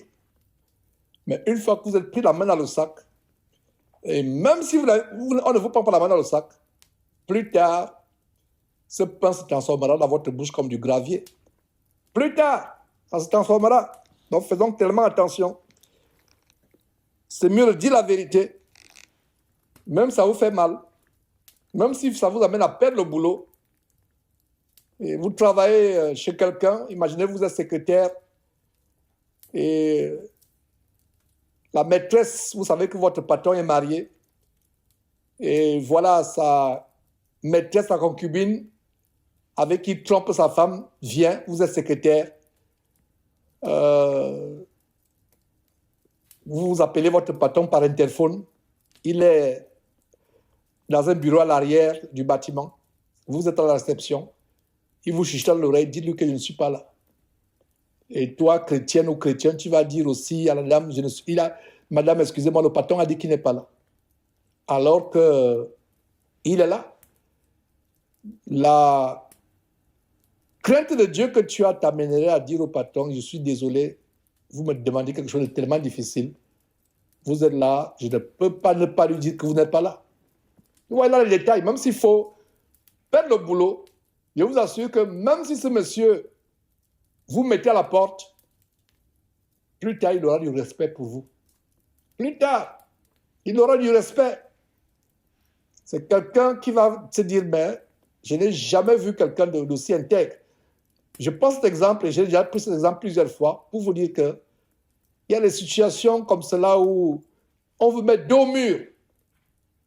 On vous met dos au mur.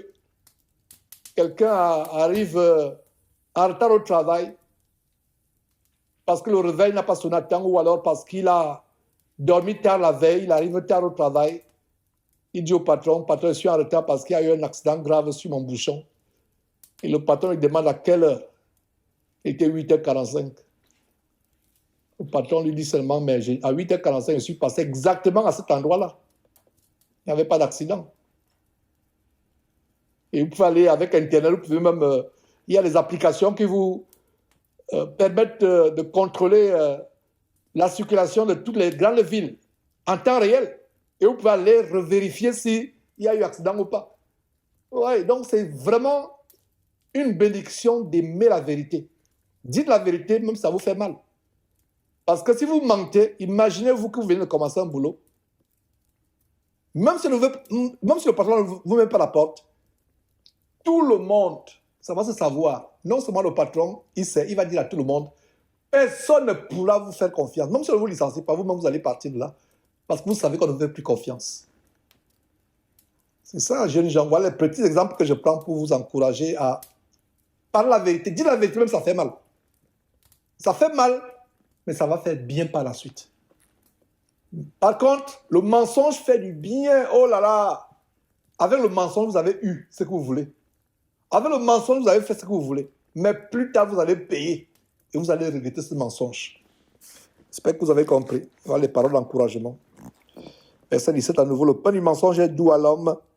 Et plus tard, sa bouche est remplie de gravier. Voilà encore une autre recommandation sur les projets. On a vu au verset 5 plus haut que les desseins dans le cœur de l'homme sont des eaux profondes. L'homme intelligent s'est épuisé.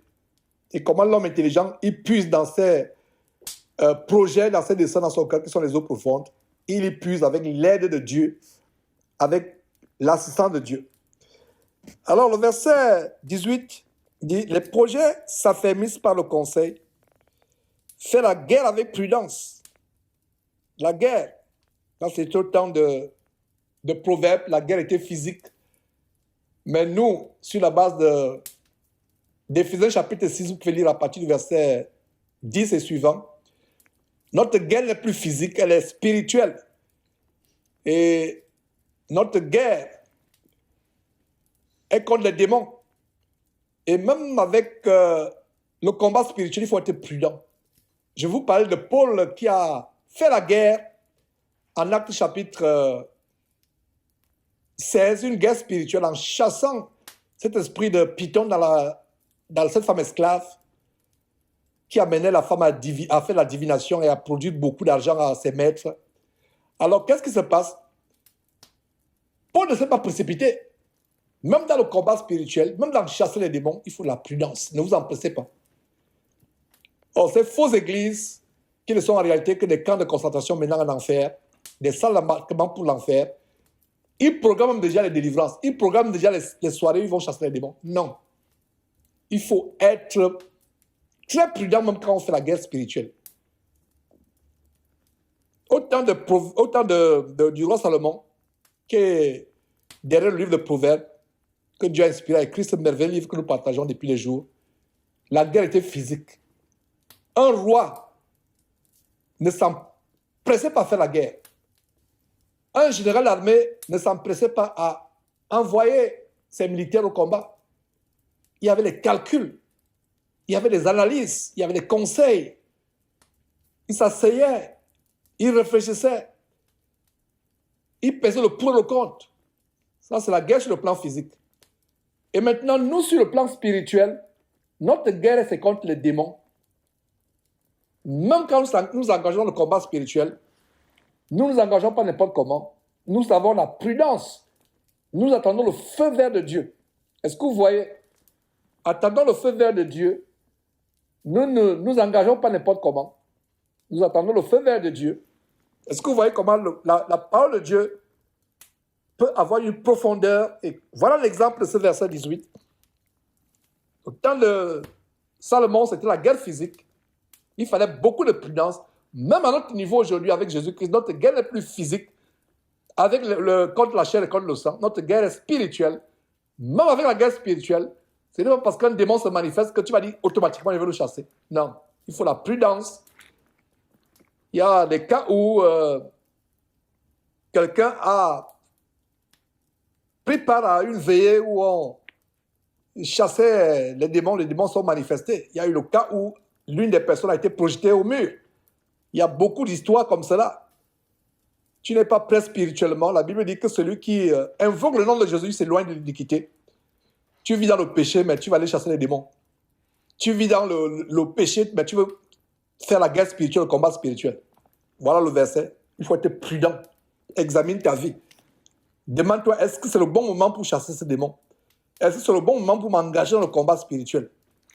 Aujourd'hui, le combat spirituel est à la mode avec les ministères de Mami Wata comme celui de Maman Olangui et autres. On parle du combat spirituel. Alors que c'est le combat vraiment de Mami Wata, le combat des démons. Donc faites attention. J'espère que vous avez bien compris ce verset, jeunes gens. Et non seulement vous, les jeunes gens, même les parents et les aînés. Voilà un grand verset. Donc, verset 18 à nouveau. Les projets s'affermissent par le conseil. Fais la guerre avec prudence. Fais la guerre avec prudence. Verset 19. Celui qui répand la calomnie dévoile les secrets. Et qu'est-ce que vous voyez? C'est les mêmes choses que nous voyons encore et encore et encore. Si Dieu ne se répétait pas dans le livre de Proverbes aurait 4 chapitres, au plus 7 chapitres. Mais Dieu se répète encore et encore. La calomnie. Je vous ai toujours dit, jeunes gens, et je me répète aussi, si vous n'avez rien à dire de bon au sujet de quelqu'un qui n'est pas là, taisez-vous. Si vous voulez parler de quelqu'un à son absence, dites du bien de lui. Si vous voulez parler en mal d'une personne, allez vers la personne et dites-lui ce que vous lui reprochez. Ne reprochez pas quelqu'un derrière son dos. Ah, tu as vu ce que tel fait? Tu as vu ce que tu es en train de faire? Non, va. Ne sois pas lâche ou poltron. Les lâches seront jetés dans les temps de feu et de souffle. Si tu as des reproches à dire à quelqu'un, si tu as observé que quelqu'un s'est comporté mal, ne va pas parler dans son dos. Va directement le rencontrer et dis, voilà ce que tu as fait. Faisons tellement attention. C'est ça la calomnie. Celui qui répand la calomnie dévoile les secrets. Il y a des secrets, surtout quand quelqu'un vous a dit, c'est un secret entre toi et moi. Quand tu vas derrière, voilà ce que l'autre m'a dit. Est-ce que vous savez que sa femme est ceci? Est-ce que vous savez que lui-même est cela? Et voilà la calomnie. Et Dieu n'aime pas ces choses. Et le fléau numéro 1 dans les milieux soi-disant chrétiens, c'est la calomnie. Beaucoup de soi-disant d'églises, même des églises de maison, se sont détruites avec la calomnie. La calomnie, c'est un grand fléau. Et jeunes gens, ne prenez pas part à ce fléau. Sortez du milieu de ces choses. Verset 19, celui qui répand la calomnie dévoile les secrets. Ne te mêle pas avec celui qui ouvre ses lèvres. Et l'une des caractéristiques des lèvres humaines qui ne sont pas encore circoncis par la parole de Dieu, c'est que les lèvres aiment entendre les bonnes choses. Que ce soit dans le milieu professionnel des entreprises, les gens se retrouvent à la cuisine autour de la machine à café pour entendre les commérages, ce qu'on dit de tel du patron et tel collègue. Si tu arrives dans un endroit où tu es, dans un endroit où on est en train de parler mal de quelqu'un, d'un frère en Christ, d'une sœur en Christ, d'un collègue, d'une collègue ou d'un camarade de classe, pas de là en courant. Pas de là en courant. Ne t'associe pas. Il y a d'autres qui ne parlent pas, mais il est là pour écouter. Pas de là. Parce qu'il m'empêche en écoutant. Est-ce que vous comprenez? Ah. Ne te mêle pas avec celui qui ouvre les lèvres. Il y a un péché de celui qui calomnie. Il y a aussi un péché de celui qui se délecte secrètement de ce qu'on est en train de dire. Ah, moi, je n'étais pas là le jour là où on parlait de toi. Moi, j'écoutais seulement. Je n'étais pas là. Enfin, j'étais là, mais moi, je ne parlais pas, je n'ai pas ouvert la bouche. Mais j'écoutais. Tu écoutais seulement. Tu n'as pas dit que c'est mauvais de parler de quelqu'un à son insu. Non, moi, j'écoutais. Je t'assure que je ne parlais même pas de toi. J'étais seulement là, j'écoutais. J'entendais, j'écoutais. Tu écoutais parce que les oreilles démangeaient pour entendre les bonnes nouvelles. Voilà. Voilà pourquoi la Bible dit, ne te mêle pas. Il y a les gens qui ne calomnient pas, qui n'ouvrent pas les lèvres, mais ils se mêlent. Ils restent là jusqu'à la fin. Tant que le Congo ça ne finit pas, il ne parle pas. En passant pour les jeunes Canadiens ou Français, Congo ça c'est un mot camerounais africain. Le jargon local au Cameroun qui parle, c'est un mot. Quand on dit le Congo ça veut dire que même le mot calomnie n'est pas aussi fort que ça. Donc voilà. On ne te mêle pas avec celui qui ouvre ses lèvres. Quelqu'un ouvre ses lèvres pour calomnier. Parle de là. Si tu es assise là, ma soeur. Si tu es assise là, mon frère, comme c'est un enseignement pour les jeunes, je vais dire jeune frère, jeune soeur. Si tu es assis là, mon jeune frère, ma jeune soeur, tu as péché. Pas, ne te mêle pas. Si je peux remettre ces gens sur le droit chemin en disant qu'il n'est pas bon pour vous de parler de quelqu'un à son absence. Et si vous avez mon tempérament, vous allez, avant de partir là, dire, s'il vous plaît, ne parlez pas des gens à leur absence. Ayez le courage d'aller directement parler à quelqu'un. Il n'est pas là, pourquoi parlez-vous de mal de la personne? Et je pense que c'est votre devoir même, avant de partir de là, de leur dire la vérité. Verset 20. Si quelqu'un maudit son père et sa mère, sa lampe s'éteindra au milieu des ténèbres. Ah, on a tellement vu les versets sur comment Dieu a en horreur un enfant qui fait honte à son père, à sa mère. Dieu a en horreur cela. Ce premier commandement qu'on a vu dans le livre d'Éphésiens, alors qu'on suit les parties précédentes de cette étude approfondie de Proverbes, celui qui honore son père et sa mère vivra heureux et longtemps sur terre. Celui qui maudit, il y a plusieurs manières de maudire. On peut maudire dans le cœur. Qu'est-ce que vous voyez? Celui qui maudit, donc, jeune homme, jeune femme, si tu as maudit ton père ou ta mère dans le cœur, si tu as maudit ton père ou ta mère dans le cœur, repens-toi avec l'arme devant Dieu. Si tu as insulté ton père ou ta mère dans le cœur ou physiquement, ou même maudit physiquement, repens-toi. Il y a des enfants qui tapent sur leur mère. C'est terrible. Repens-toi. La Bible dit que ta lampe s'éteindra au milieu des ténèbres. L'image est effroyable, si, au cas où vous ne voyez pas cette image au verset 20. Verset 21.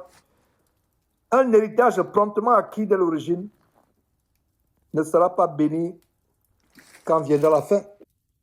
Verset 22. Ne dis pas, je rendrai le mal, espérant l'Éternel et il te délivrera. Ne vous vengez pas vous-même. Laissez Dieu vous venger si c'est sa volonté de vous venger. D'ailleurs, priez Dieu pour qu'il ne vous venge pas.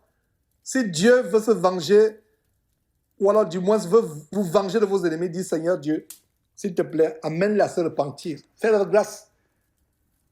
Pourtant, il y a les gens qui prient Dieu, venge-moi, venge-moi, venge-moi. Non, c'est vrai. Il y a mal et mal, il y a le foie, on te fait un mal. Mon épouse et moi, on a expérimenté des très grands maux dont nous avons été victimes, y compris même des soi-disant frères et sœurs en Christ. Mais Dieu nous a bénis, nous a protégés, a protégé notre cœur. Parce que la plus grande chose qui peut arriver quand quelqu'un que tu pensais être franc, qui suit ça en Christ, te fait, c'est ça attaque ton cœur directement. On pardonne, on oublie, on tourne la page et on prie même pour ces gens-là. N'ayons pas le désir de se venger. Notre prière est que ces gens qui nous ont fait du mal soient véritablement chrétiens, soient véritablement convertis. Voilà. Ne dis pas, je rendrai le mal. Espère l'Éternel et il te délivrera. Espère. Jésus a dit, si quelqu'un te gifle sur la joue gauche, rend aussi. C'est ça qu'il a dit. Non. Il a dit quoi? Si quelqu'un te gifle sur la joue droite, présente aussi l'autre joue. Ne rends pas le mal. Espère l'Éternel. Voilà pour la troisième fois dans ce verset. Dieu met l'accent sur la fausseté dans les affaires, dans le commerce. On revient encore au verset 23. L'Éternel a en horreur deux sortes de poids et la balance fausse n'est pas une bonne chose. Jeunes gens, vous voyez comment Dieu se répète? Il se répète à plusieurs reprises. La fausseté, la balance fausse, voilà pour la troisième fois. Dieu nous montre comment la fausseté dans les affaires, dans le commerce, dans les transactions, dans les contrats, c'est tellement mauvais. Verset 24, c'est l'Éternel qui dirige les pas de l'homme, mais l'homme peut-il connaître sa voie? Voilà, laissez votre vie être dirigée par Dieu. Voilà un verset qui nous montre que c'est l'Éternel qui dirige. C'est lui qui dirige, ce n'est pas vous-même qui dirigez. Il y a quelques jours, nous avons mis l'accent sur ce principe élémentaire de la marche chrétienne, à savoir que votre avenir, votre vie, votre futur, ce n'est pas entre vos propres mains. C'est Dieu qui est votre avenir, c'est Dieu qui est votre futur. Verset 25, c'est un piège. C'est un piège pour l'homme que de prendre à la légère un engagement sacré et de ne réfléchir qu'après avoir fait un vœu. C'est un piège. Je vais m'arrêter quelques minutes dans ce verset. C'est un piège pour un homme de faire quoi? De prendre à la légère un engagement sacré et de ne réfléchir qu'après avoir fait un vœu. Jeunes gens, je vais vous poser une question. Quel est le plus grand vœu? L'un des vœux les plus grands. N'est-ce pas le vœu du mariage quand un homme s'engage auprès de sa fiancée, de l'aimer jusqu'à ce que la mort ne sépare. Vous allez devant un maire, devant un juge ou devant vos parents. Ça, c'est un vœu sacré. C'est un piège. Beaucoup de jeunes gens sont piégés pour s'être mariés à la légère. Et ils comprennent que la Bible dit qu'une fois qu'on est marié, on ne peut plus divorcer. Et si on est divorcé, on reste célibataire jusqu'à la fin de ses jours. Et je connais plusieurs jeunes gens qui n'ont pas 30 ans, qui sont mariés, qui ont divorcé à 24 ans, 23 ans. Et les voilà qui le ressentent leur vie. Ils ne pourront plus se remarier. Tant que leur conjoint vit.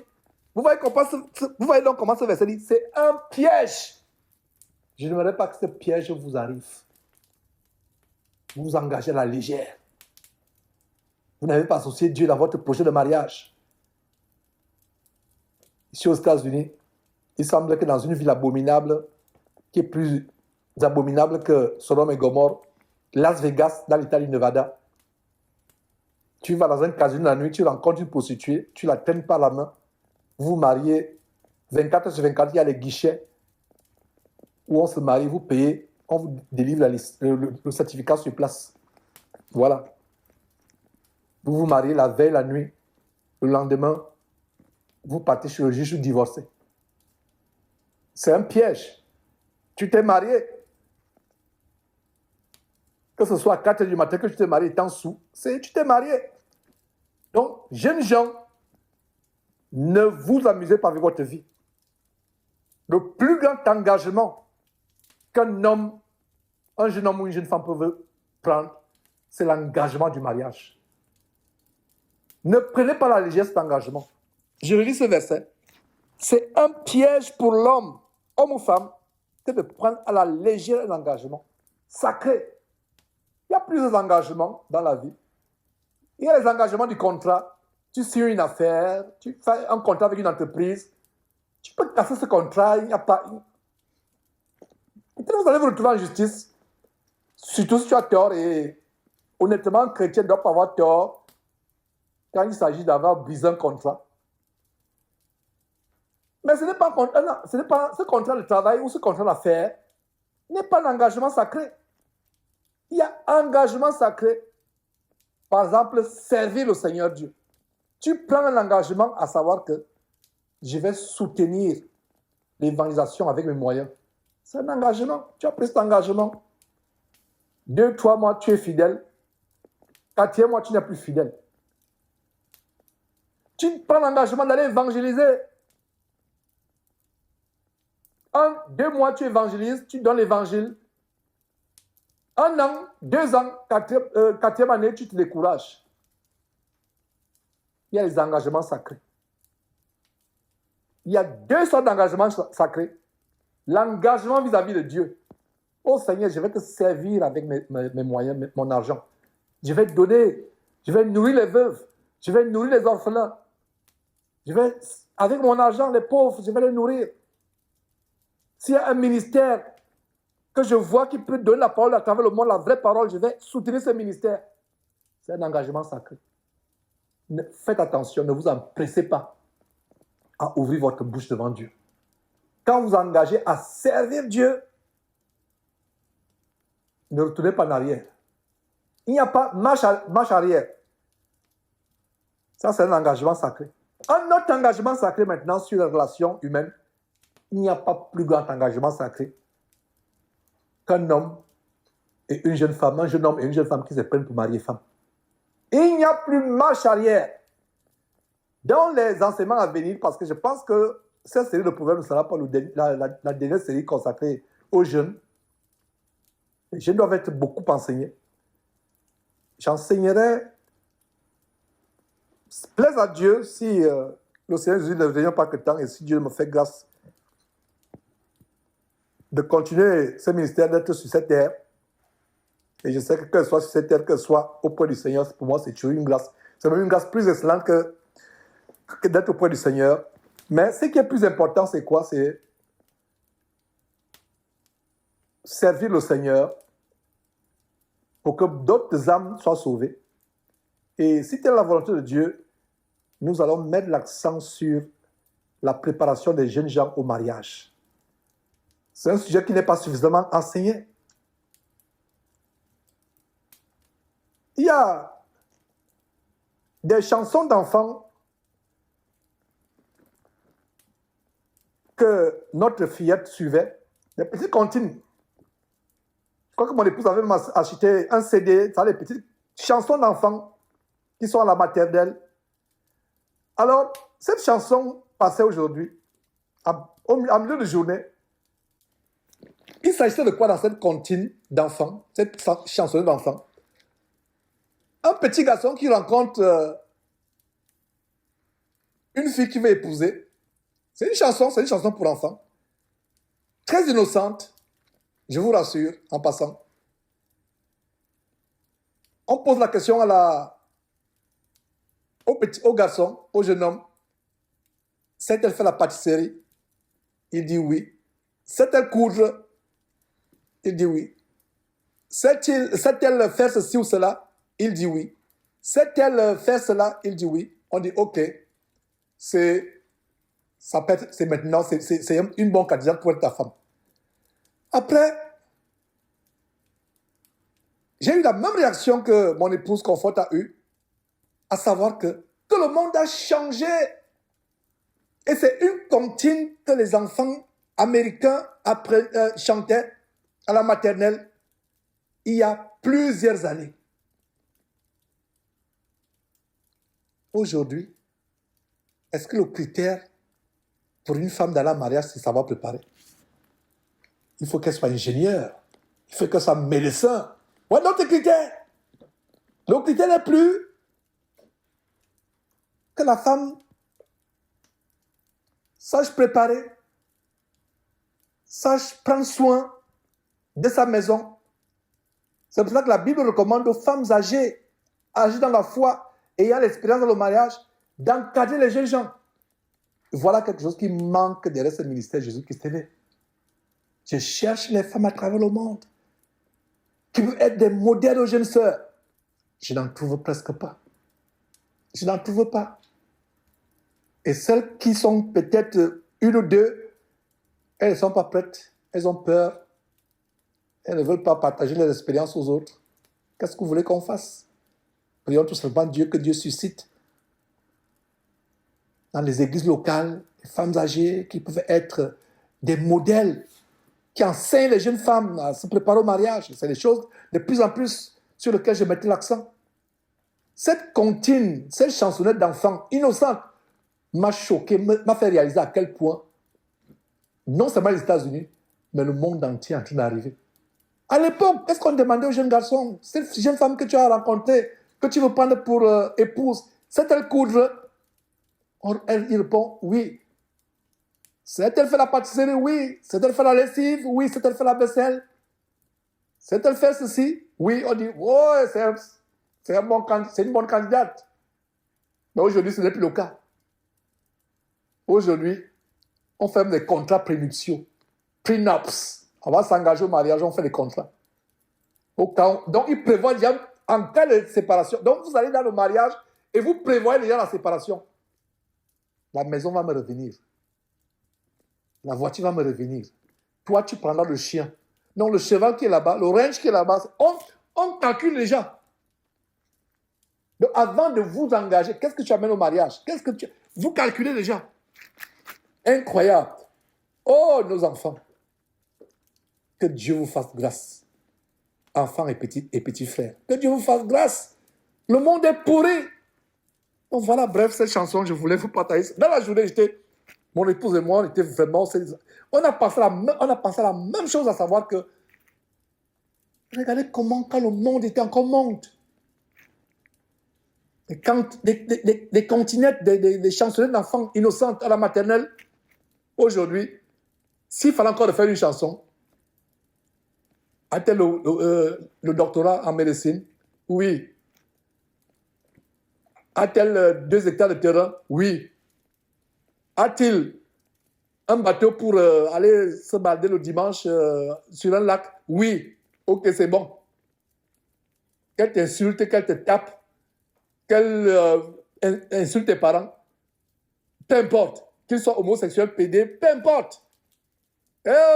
Enfants, petits frères, petites sœurs, le monde a changé. Soyez un reste fidèle. Soyez un reste fidèle. Soyez un reste fidèle. Verset 25 à nouveau qui nous amène à ouvrir cette petite parenthèse. C'est un piège pour l'homme que de prendre à la légère un engagement sacré et de ne réfléchir qu'après avoir fait un vœu. Un roi sage et disciple les méchants et fait passer sur eux la roue. Verset 27.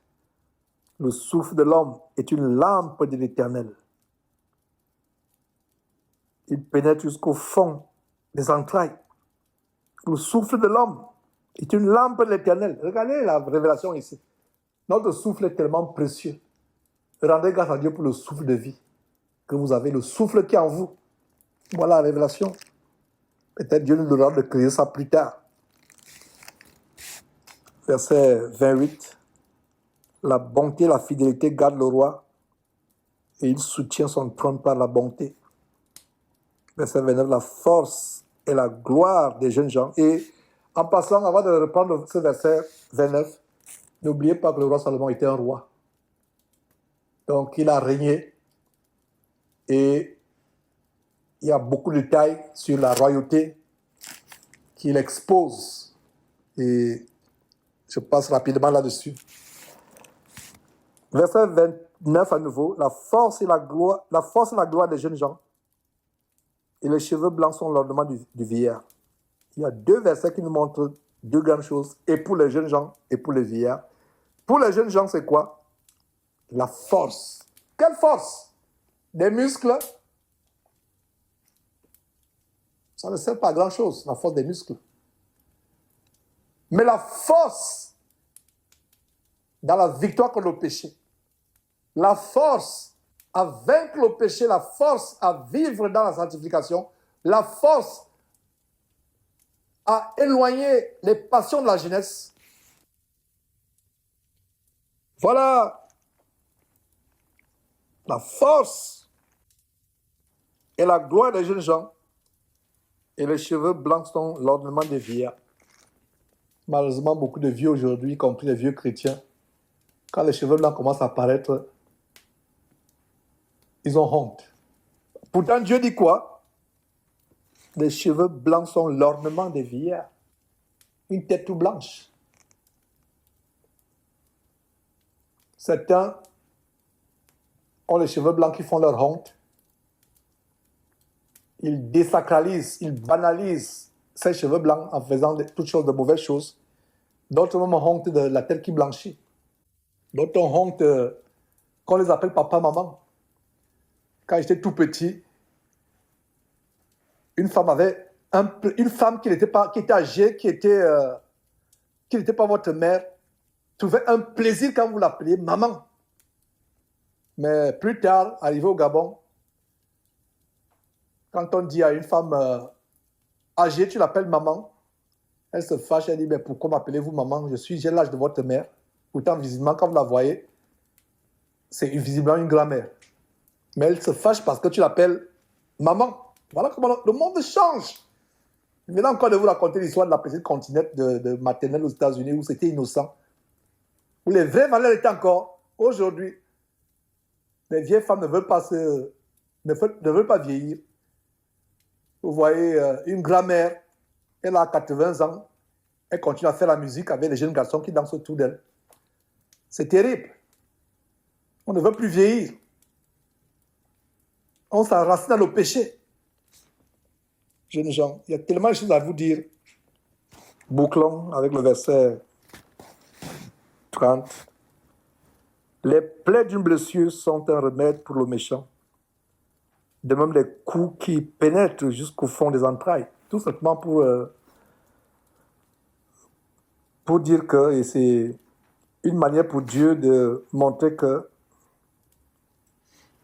les blessures, bien que douloureuses, pénibles, peuvent être un remède pour le méchant, l'amener à changer de vie, à revenir sur sa méchanceté. Et à la délaisser, à changer de vie, à devenir une meilleure personne. Jeunes gens, c'était un plaisir de partager ces choses. Ma prière, c'est que vous élevez au standard de ces promesses. La plus grande déception serait que vous ayez écouté encore et encore ces enseignements. Votre vie ne s'est pas élevée au standard de ces choses. Donc, c'était un plaisir de partager. Élevez-vous à ce standard. Mettez choses dans la pratique afin que votre vie reflète la sainteté que Dieu attend de vous et que vous soyez, comme je l'ai toujours dit, un flambeau, une lumière qui brille dans ce monde de plus en plus ténébreux. Prions. Éternel Dieu, nous te rendons grâce, nous te remercions pour ces révélations, ces exhortations dans ce livre de ta sagesse. Merci infiniment pour les grandes choses que nous avons partagées. Au nom de Jésus-Christ. Amen.